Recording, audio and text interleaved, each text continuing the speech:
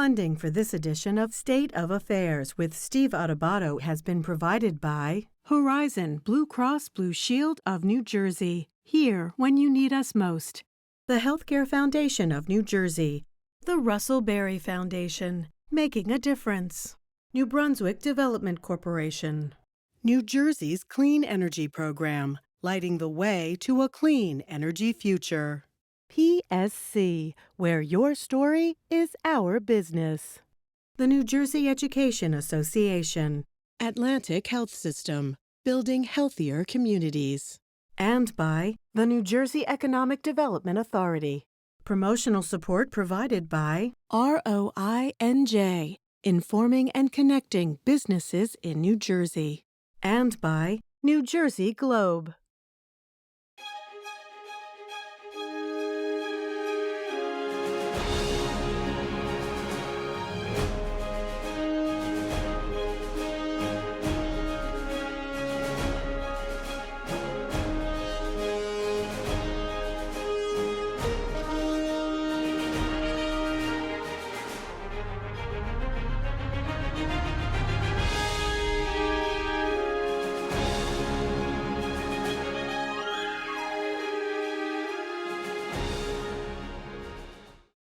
Hi, everyone. Steve Adubato. Let's kick off the program with Ginine Mohamad Cilenti. She's the executive director of the Diabetes Foundation. Good to see you, Ginine. Good to see you, too. Thanks for having me. You got it. We're actually going to put up the website for the Diabetes Foundation. Explain to folks what the foundation is, and then we're going to talk about how prevalent diabetes is. Okay, great. Thank you. So the Diabetes Foundation, we offer many services across the state of New Jersey. What's important to know is that we're the only one-stop shop for free personalized diabetes care across the state. So we help individuals, we help children, we help adults, we help individuals who are insured, who are uninsured, we help individuals living with any type of diabetes. And our goal is to help people get the care they need every day to manage their blood sugar. We have 3 different buckets of services that are truly important. One is financial assistance, because diabetes is really, really expensive to live with. So we offer free emergency insulin. Why is that? Why is it expensive to live with? Costs of insulin, costs of the medications are very expensive. Even eating healthy is very expensive. So it's an expensive. And the 2 other buckets? I'm sorry for interrupting. Go ahead. The 2 other buckets? The 2 other buckets are, so it's financially, but it's also physiologically difficult because it's progressive disease. And then lastly, it's emotionally difficult because you're living with it every single day. So our services for those 2 areas include, we have peer-to-peer support groups so people can build a network of care and manage their diabetes every day. And we additionally have accredited education through the Association of Diabetes Educators that teach people about healthy eating and activity and medication management and things that help them manage their condition over time. So let's do this. It's a progressive disease, correct? Yes. And there are family members who I know watch this program, many family members on my end who have diabetes or pre-diabetes, if you will. If not dealt with effectively, efficiently, appropriately, this is a terrible disease, is it not? The complications are abundant. Diabetes is a very high rate of, when you live with diabetes, kidney disease. You have a high rate of developing kidney disease, lower leg amputation, adult onset blindness, heart attack, and stroke. So managing your blood sugar diligently becomes very important. And it also, in terms of disproportionately affecting communities of color, talk about that, please. Absolutely. So data shows that communities of color are definitely disproportionately affected. So I just read a CDC study from 2019 that non-Hispanic African-American adults have a 60% higher prevalence for diabetes than non-Hispanic white adults. Why is that? There are many reasons. I mean, some of them are environmental, some of them are biological. So by environmental, I mean, are you living in a community with access to healthy, fresh produce? Or a food desert where there isn't access. I'm sorry, go ahead. Exactly. Is there walkability? Are there access to healthcare providers? Do you have health insurance? And then in terms of biological, do you have a propensity for weight or high cholesterol or high blood pressure? Complicated stuff. Again, let's keep up putting up the website for the Diabetes Foundation. I'm curious about this. Funding, we're a not-for-profit, you're a not-for-profit. Your dollars come from where? Our dollars come from individuals. They come from organizations, foundations, such as the Horizon Foundation and other great foundations. And lastly, we're able to obtain state support through the Department of Health. I was just going to ask you that. So there is government funding of the diabetes, and that's the Department of Health? Yes, it's the Department of Health. They're funded through the federal government to do diabetes education and self-management programs. And the Diabetes Foundation is lucky enough to provide one of those services. Personal support. Describe what that means. Oh boy, personal support is so important. Today, 1 in 10 people are living with diabetes. And if trends continue, the CDC is stating that by 2050, 1 in 3 people will be living with diabetes. And how do you live healthy? It's about knowing your own body, right? It's about successfully understanding how food impacts you, how activity impacts you, how your medications impact you. So personally, obtaining information and getting tools to put in your toolbox to help you live healthy is extremely important. How'd you get into this? I have an affinity for helping individuals who are unable to access care anywhere else. I have a background in, my father has type 2 diabetes. My grandmother died of complications due to type 1. And for my grandmother, for example, she did not have access to insulin. She couldn't afford it. And it cut her life short. She died before she was 51 years old. And I got into this because I want to make sure that doesn't happen to anybody else. Managing diabetes, what does that really mean to manage it? And I know that insulin's a part of it, but it's just a part of it, please. Again, it's about understanding your body. So there are many different factors to managing your health. There's definitely the medication management like you're talking about, but monitoring your blood sugar. There's eating healthy, being active, coping. Stress is a huge factor that increases blood sugar. So how do you learn to cope with your stress? And that's another big factor. And lastly, it's really just understanding your risk factors and then how to problem solve if you're not feeling well. But go back to the beginning, meaning screening. Screening for diabetes is really important because early detection matters. And yes, absolutely. So the longer you go, like we spoke about in the beginning, diabetes is progressive. So the longer you go without knowing that you have diabetes, the longer the disease is impacting your body. So to get screened early on to know where you are is truly important to your lifelong success in managing your health. So important. Again, one more time, let's put up the website for the Diabetes Foundation. And we will continue to do work in this area in terms of public awareness. And we look forward to having you on again, Ginine Mohamad Cilenti, Executive Director of the Diabetes Foundation. Ginine, thank you so much for joining us. We appreciate it. Thank you. Have a great day. You too. Stay with us. We'll be right back. To watch more State of Affairs with Steve Adubato, find us online and follow us on social media. Did you know that you can save money while saving the environment? New Jersey's Clean Energy Program offers incentives, programs, and services that benefit New Jersey residents and businesses, as well as educational, government, and nonprofit entities, helping us save money, energy, and the environment. Learn more at njcleanenergy.com or call 866-NJ-SMART. New Jersey's Clean Energy Program, lighting the way to a clean energy future. I'm Miles, and this is what I work for. To be my best for them and for me, in body and in mind. I need a health insurer that helps me get the care I need for both. That has mental health professionals that I can talk to when I need to. Because when I feel strong and secure, so do they. This is my life. And this is how Horizon Blue Cross Blue Shield of New Jersey works for me. We're pleased to welcome back to our show Debbie Walsh, who's the director of the Center for American Women in Politics at Rutgers University. Debbie, good to see you. Nice to see you, Steve. Debbie, what is going on? What is going on in the state legislature that we are losing so many women who are just choosing not to run again?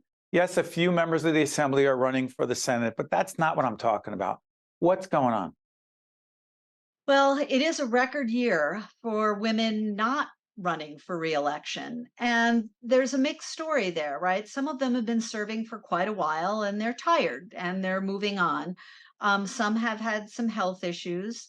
A couple we know are not running again. Sadaf Jaffer in particular has called out misogyny and anti-Asian, anti-Muslim hate as part of why she is not running again. After one term. After one term. And that's something we have to look at, and we have to look at in a hard way, not just here in New Jersey, but across the country. Because it's one thing to elect women to office, but it's another thing to retain them, right? And we have to make sure that these spaces and these environments are places that women can stick around. And this issue of, racism that women seem to face and the violence that women face at higher rates than men do. And I'm not necessarily talking about physical violence, but the kind of aggression that's displayed on social media that their families are then victims of. And you have to take a hard look. If you've got young kids, do you want them exposed to that? Do you want to be afraid for them to go to school? People get emails that say, I know where your kids go to school. And, even if they were never going to act on it because they're sitting in their mother's basement, with a Slurpee, but this is the kind of harassment and violence that we know people in politics face, but women are disproportionately impacted by this. And we're seeing it at every level. I mean, look at what happened to Nancy Pelosi's husband, right? That is at its most egregious, but it takes away from wanting to think about staying in office. The other part of this is we just had an interview with a leader of the in the Latina community who was arguing very effectively that women of color, that for Latinas, it is especially difficult as well. Largely, not only the fundraising issue is challenging, raising money to run a campaign, but also that the quote unquote old boys network, if you will, the old party boss system, the county chair system, just not particularly open to women of color. True? Yeah. Steve, you and I have been talking about this. I feel like every few years I come on and we have this conversation and it doesn't change dramatically. Well, we're going in the wrong direction now. Yeah. And our state is unique in the ways in which those county party chairs, and in some cases, people who aren't even elected, who serve in who have positions of power that make decisions about who runs and who doesn't run. And they are looking at people like themselves. And these folks are largely white men. And they pick people that look like them. They groom them, they bring them along, and they run them. And in our state, unlike most other states, the party is in effect endorsing in the primary. And it makes it very, very difficult for new people, women, people of color, women of color in particular, to break in, because those doors to money and the volunteers and the organization is not behind you when you are running offline. And that just makes it very One second, Debbie. Let me clarify. Offline, I don't want to get arcane here, but Debbie and I, being students of the political process, we get too inside baseball, if you will. Don't worry, I don't have any other props. Okay. So the party line is given to someone by the party organization. The line is the top line, the preferred line. Off the line is often very hard to find on a ballot and very hard to win from that position. Please pick it up from there, Debbie. Yeah, so if you don't have that ballot placement, but it's so much more than the ballot, right, Steve? It's also the money, it's the organization, it's the get out the vote operation. It's, most people go in to vote and they're a Democrat or they're a Republican and they see who the party is endorsing, and that's their clue, right? That's how they know who to vote for. Even if they don't may know not that person. Right, right. So they may not know who's voting, who's running necessarily and where they stand on everything, but they go, well, this is the Democrat who's running with the party endorsement, and I'm a Democrat, and that's who I'm going to vote for. Or this is the Republican, and they've got the party endorsement, and I'm a Republican. Party is the greatest predictor of how you vote. And knowing, you sort of assume that your party leadership on either side is doing the vetting for you. But what the problem is when they're doing the vetting, you're not learning enough about the other people running. And it just rules out those folks it makes it so much harder. And there are exceptions. We've seen it, but they are so rare Right. that we all talk about them when they pull it off, right? Real quick on this, New Jersey used to be in the top 10 of the number of women in the state legislature. Now we are 21st in the nation for female representation in the state legislature. So real quick on this, explain to folks that's running for office, getting elected to office, the impact of having fewer and fewer women in the state legislature in terms of public policy. Please, Debbie. Sure. Well, I will just say for the record, we used to be in the bottom 10 for decades with states like Mississippi and Alabama and Kentucky. And then things changed. People, honestly, Steve, people got indicted, people got thrown out, and party chairs looked to women and they put women in And those. there were men who got indicted. And it was men who got indicted. It was men who got the boot. And women came in and took their place, and we moved up. And we did, for a brief period, we were in the top 10 or top 15. We're now down to 21st. It matters because women of color bring different perspectives to the table, different life experiences, and they legislate differently. They have different public policy priorities. It is not for nothing that in New Jersey, we were for a long time one of only 2 states with paid family medical leave. And that was because of Loretta Weinberg, right? Because a woman Senator was Weinberg. there who said, this is a problem. The fact that a woman who has a baby is not thrown out of the hospital after 24 hours. They have no more drive-by deliveries. That was women in the state of New Jersey. Or, excuse me, Debbie, that's State Senator Teresa Ruiz leading the effort as it relates to affordable, accessible childcare. Example, if you will, our Reimagined Childcare Initiative. That could happen with a male legislator, but it hasn't. No, because what happens is women who understand and raise it up. It's not that the men don't support it, but Teresa Ruiz is an extraordinary example of someone who's prioritized education and kids in a way that it's not that the men in the legislature don't care about education, don't care about kids, but will they make that a top priority? She has been such a leader on that. So it takes women's voices, and it takes a diversity of women's voices. So white women, Black women, Latinas, Asian American women, Muslim women, it takes those different voices. And honestly, it's why we want diversity overall in our legislature. Debbie, I'm sorry for cutting you off there. Unfortunately, there's a time issue. Debbie Walsh joins us again to put things in perspective. Debbie is the director of the Center for American Women in Politics at Rutgers University. Debbie, thank you so much. We appreciate it. Thanks so much, Steve. You got to stay with us. We'll be right back. To watch more State of Affairs with Steve Adubato, find us online and follow us on social media. Did you know that you can save money while saving the environment? New Jersey's Clean Energy Program offers incentives, programs, and services that benefit New Jersey residents and businesses, as well as educational, government, and nonprofit entities, helping us save money, energy, and the environment.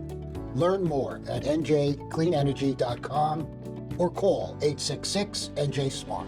New Jersey's Clean Energy Program, lighting the way to a clean energy future. Every person and organization has a story to be told. Not just famous people, but business leaders, public servants, doctors and nurses, educators and coaches. At PSC, your story is our business. For more information, visit princetonsc.com.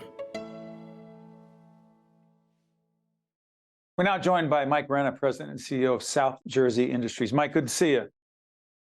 Great to see you, Steve. Thanks for having me. You got to tell everyone what South Jersey Industries is.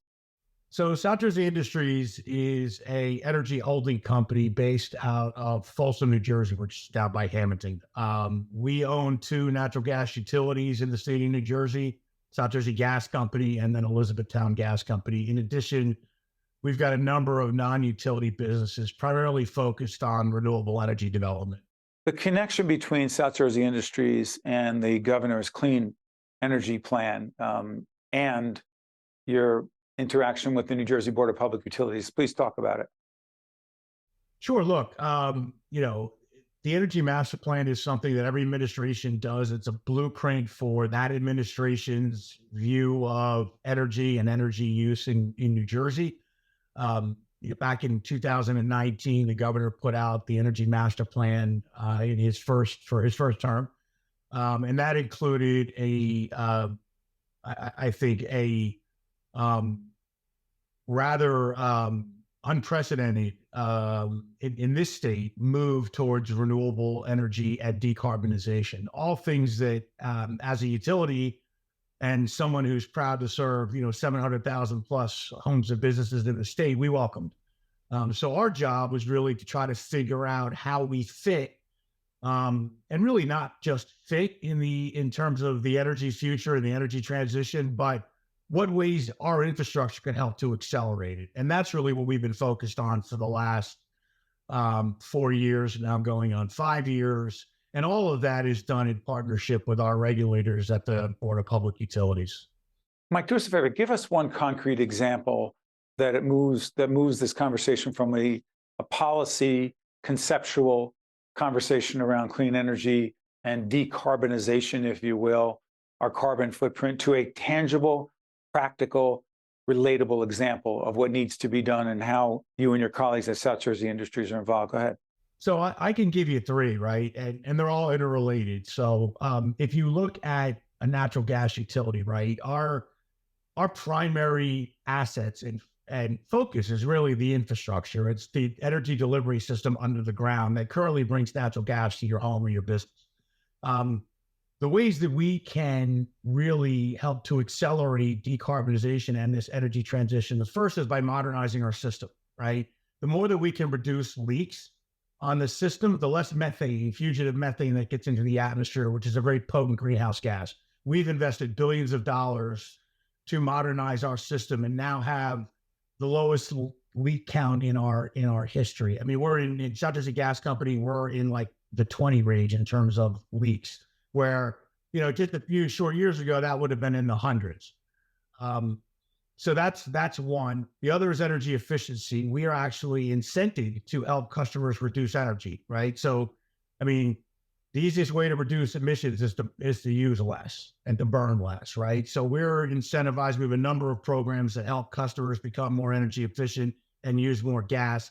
And our profitability has been really de-linked from usage. So that's how we are incented to help customers use less energy. Third is now what's called renewable natural gas, and that is taking methane from other organic sources, landfills, wastewater treatment facilities, food waste. We don't have a lot of them in New Jersey, but we're very active in the dairy space, right? Taking the manure from dairy farms and converting into what is a usable and blendable gas that can go right into the gas stream, has a huge impact on the level of carbon in the gas. Mike, go back again, the dairy farm thing, the dairy farm renewable energy thing. I keep trying to understand this. I did not do well in science in high school or college, so go ahead. That's okay. I didn't either. I took a visit to a dairy farm for me to fully appreciate it. So when you think about it, right, the farms that we're invested in, they have anywhere from 3,500 to 11,000 heads of cattle, right? And so it's an enormous operation. In fact, one of the ones we're involved in, it's a 20-acre barn, and it's just filled with milking cows. And those cows produce a lot of waste.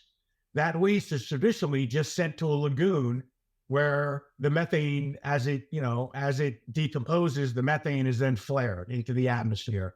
So it really doesn't have any, the environmental impacts, right, are not mitigated or curtailed in any way. What we're doing is adding an anaerobic digester to the facility where the manure will go as opposed to a lagoon, and that manure will be treated through heat and through the injection of really bacteria, and it'll produce a solid, a liquid, and a gas.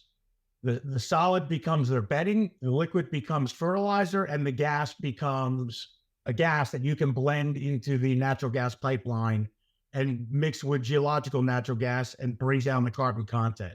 First of all, thank you. No one has explained that as well as you just did. Mike, let me ask you this.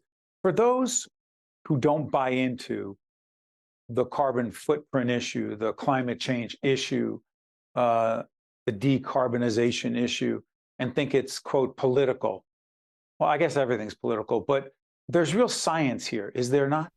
There is. Look, that's the thing, right? We have for the last 4 years really kind of repositioned the company. And, while we were a utility, and right now the product that our utility delivers is geological natural gas or conventional natural gas, right? We are ultimately an infrastructure company, and we're agnostic to the molecular content of that fuel. If we can safely blend other organic, gases and or hydrogen into our gas stream safely and bring down that carbon intensity, we're all for it. Because look, this is real science. Natural gas is a very clean burning fossil fuel, but it is still a fossil fuel, and it does, it has a methane component to it. That's when it combusts. So, we're looking at doing everything we can to help to really, as I said, accelerate this energy transition. Steve, look, one of the things you have to think about too is people talk about electrification, and the problem is that infrastructure doesn't exist yet, whether it's the windmills off the shore or the transmission to move those electrons to homes and businesses. All of that infrastructure still has to be built. The one advantage we have, and I keep using this word accelerate, is our infrastructure exists and it's capable of removing these lower carbon fuels. And that's how we're really trying to position our company. Mike Renna, President and CEO of South Jersey Industries. Mike, we appreciate you joining us. It will not be the last conversation we have on this topic. Great. Thanks, Steve. I'm Steve Adubato. That's Mike Renna. Thanks for watching. We'll see you next time. State of Affairs with Steve Adubato is a production of the Caucus Educational Corporation. Funding has been provided by Horizon Blue Cross Blue Shield of New Jersey, the Healthcare Foundation of New Jersey, the Russell Berry Foundation, New Brunswick Development Corporation, New Jersey's Clean Energy Program, PSC, the New Jersey Education Association, Atlantic Health System, and by the New Jersey Economic Development Authority. Promotional support provided by ROINJ and by New Jersey Globe. Did you know that you can save money while saving the environment? New Jersey's Clean Energy Program offers incentives, programs, and services that benefit New Jersey residents and businesses, as well as educational, government, and nonprofit entities, helping us save money, energy, and the environment. Learn more at njcleanenergy.com or call 866-NJ-SMART. New Jersey's Clean Energy Program, lighting the way to a clean energy future. I'm Miles, and this is what I work for. To be my best for them and for me, in body and in mind. I need a health insurer that helps me get the care I need for both. That has mental health professionals that I can talk to when I need to. Because when I feel strong and secure, so do they. This is my life. And this is how Horizon Blue Cross Blue Shield of New Jersey works for me. Every person and organization has a story to be told. Not just famous people, but business leaders, public servants, doctors and nurses, educators and coaches. At PSC, your story is our business. For more information, visit princetonsc.com.